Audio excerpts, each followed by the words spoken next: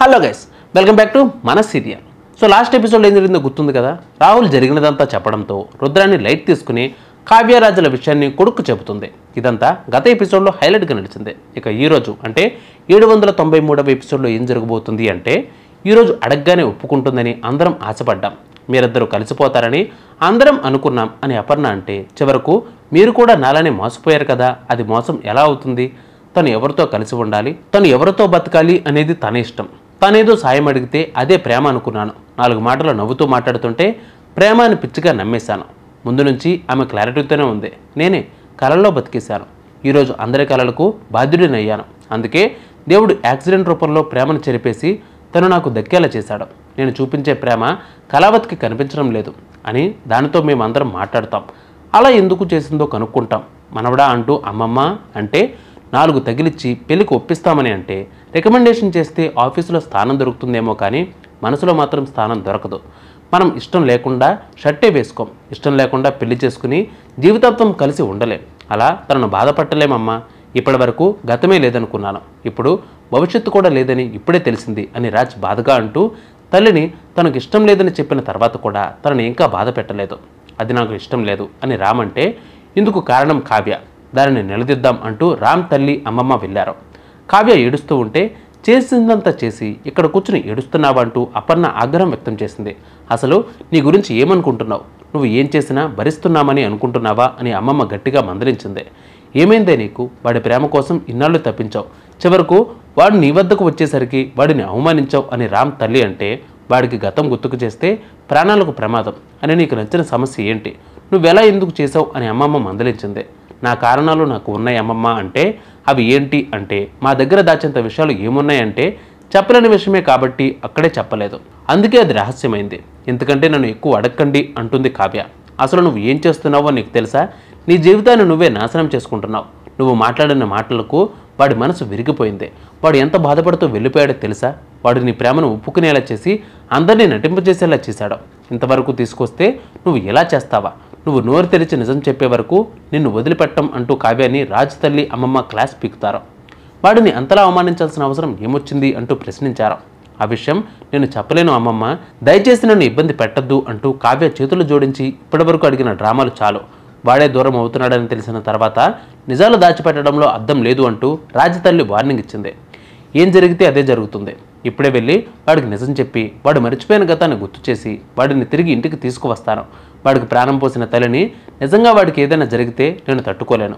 నా ప్రాణం పెట్టైనా సరే వాడిని కాపాడుకుంటాను అంటూ రాజ్ తల్లి అంటే, దానికి కావ్య నోరు విప్పింది. నేను తల్లిని కాబోతున్నాను అత్తయ్య అంటూ అసలు విషయం బయటపెట్టింది. దాంతో అందరూ షాక్ అవుతారు. సో ఏమంటున్నావే నువ్వు అని అత్తయ్య అడిగితే, అవును నేను తల్లిని కాబోతున్నాను అంటే, ఓసి పిచ్చిదానా, ఇలాంటి శుభవార్తను ఎలా చెబుతారా అంటూ అమ్మమ్మ ప్రశ్నించింది. అసలు ఈ విషయాన్ని ఎందుకు దాచిపెట్టావు? ముందే చెబితే అందరికీ చెప్పి పండగలా సెలబ్రేట్ చేసేవాళ్ళం కదా అంటే, నేను కడుపుతో ఉన్న విషయాన్ని అతడితో ఎలా చెబుతామత్తయ్య అంటూ కావ్య కంటతడి పెడుతూ అడిగింది. దానికి కారణం ఎవరంటే, ఎవరిని చూపిస్తాను?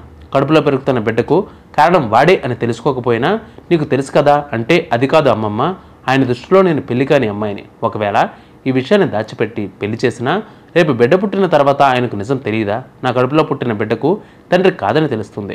అప్పుడు ఆ బిడ్డకు తల్లి ఎవరిని అనుమానిస్తాడు? కొడుకుపై ప్రేమతో క్షణకావేశంలో నిజం చెబితే ఆయనకు ఏమైనా జరిగితే మీరు తట్టుకోగలరా? నిజం తెలిసిన తర్వాత మీరు అతనికి చెప్పగలరా? ఆయన ప్రేమను ఎలా అంగీకరించాలి?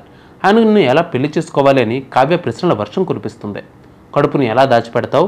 నెలలు పెరిగే కొద్దీ కడుపు వచ్చిన విషయం తెలియదా అని అపర్ణ అంటే, ఇప్పుడు ఏం చెప్పినా అబద్ధం అనిపిస్తుంది. నా కడుపులో బిడ్డకు తండ్రి అని చెబితే ఆయన ప్రాణాలకు ముప్పు, అందుకే ఆ విషయాన్ని దాచిపెట్టాను అని కావ్య అంటే, అసలు ఎందుకు ఈ పరీక్షలంటూ అమ్మమ్మ బాధపడింది. అయితే వాడిని అలా వదిలేయద్దు, దీనికి ఏదో ఒక పరిష్కారం ఉంటుంది అని అపర్ణ అంటే, దీనికి ఒకటే పరిష్కారం, నేను శాశ్వతంగా దూరంగా ఉండటమే అత్తయ్య అని కావ్య షాకింగ్ కామెంట్స్ చేయడంతో అపర్ణ అమ్మమ్మ దిగ్భ్రాంతికి గురవుతారు. ఇంటి కోడలుగా ఈ కుటుంబానికి వారసుడిని ఇవ్వడం నా బాధ్యత. ఈ విషయాన్ని ఆయనకు ఇప్పటికే చెప్పాను, ఆయనకు ఎదురుపడను అంటూ కావ్య చెప్పింది. గర్భవతిగా ఉన్న సమయంలో ఎవరికైనా భర్త ప్రేమ అవసరం, కానీ వాడి ప్రాణాలు కాపాడడానికి నువ్వు చాలా త్యాగం చేస్తున్నావు. నీ త్యాగం పెద్ద మనసు ముందు మేము చాలా చిన్నవాళ్ళం అయిపోయామంటూ అమ్మమ్మ కావ్యతో అంటూ బాధపడుతుంది. ఆ తర్వాత రాజుతో ఉన్న అనుబంధాన్ని గుర్తు చేసుకుంటూ కావ్య బాధపడుతూ తిరుగుతుంది. ఇక గత అనుభవాలను గుర్తు చేసుకుంటూ ఆవేదన చెందుతుంది. ఇదిలా ఉండగా రాజును కారు గుద్దేసి వెళ్ళిపోయింది. దానితో రోడ్డుపై రాజు పడిపోతాడు. బావ రామ్ రాకపోవడంతో అతనిని వెతకడానికి వెళ్తూ ఉంటే బేబీని ఆమె తల్లి ఆపింది. బావకు ఏదైనా జరిగితే తను తట్టుకోలేను అంటూ, బేబీ నువ్వు కంగారు పడకు, ఇంత రాత్రి బయటకు వద్దు, కామ్గా వెళ్ళి పడుకో అంటూ తల్లి చెప్పడంతో బావకు ఏదైనా జరిగితే కావ్య పని చెబుతానంటూ బేబీ కామెంట్ చేస్తుంది. కావ్య అబద్ధం ఆడడంపై ఇంటి సభ్యులు ఆగ్రహం చెందారు. ఇచ్చిన మాటను తొంగలో తొక్కడం మాకు తెలియదు, కాఫీ ఇచ్చి మేనేజ్ చేద్దాం అనుకుంటున్నావా? గతం మర్చిపోయిన రాజ్ నీకు దగ్గరై నీ ప్రేమను పొందాలనుకున్నాడు, కానీ నిన్ను పెళ్లి చేసుకోవాలని అనుకున్నాడు, కానీ అతని ప్రేమని నిరాకరిస్తావా అంటూ అందరూ కావ్యను నిందించారు. అయితే రుద్రానికి ఈ విషయం ఆనందాన్ని ఇచ్చింది. వాళ్ళకు అవసరం లేదేమో, కానీ నాకు కాఫీ ఇష్టమే అని చెప్పింది. కానీ నీకు ఇష్టమైన రాజుతో అలా ఎందుకు చేశావు అంటే, సమయం వచ్చినప్పుడు మీకు ఇష్టం లేకున్నా నేను చెబుతానంటూ కావ్య అక్కడి నుంచి వెళ్ళిపోయింది. కావ్య అనుభవిస్తున్న పరిస్థితులను చూసి అమ్మమ్మ జాలిపడింది. ఇలాంటి పరిస్థితికి ఎవరు రావద్దని జాలిపడుతుంది. సో ఇంతటితో ఈ ఎపిసోడ్ ముగిసింది. నెక్స్ట్ ఎపిసోడ్లో మళ్ళీ కలుద్దాం.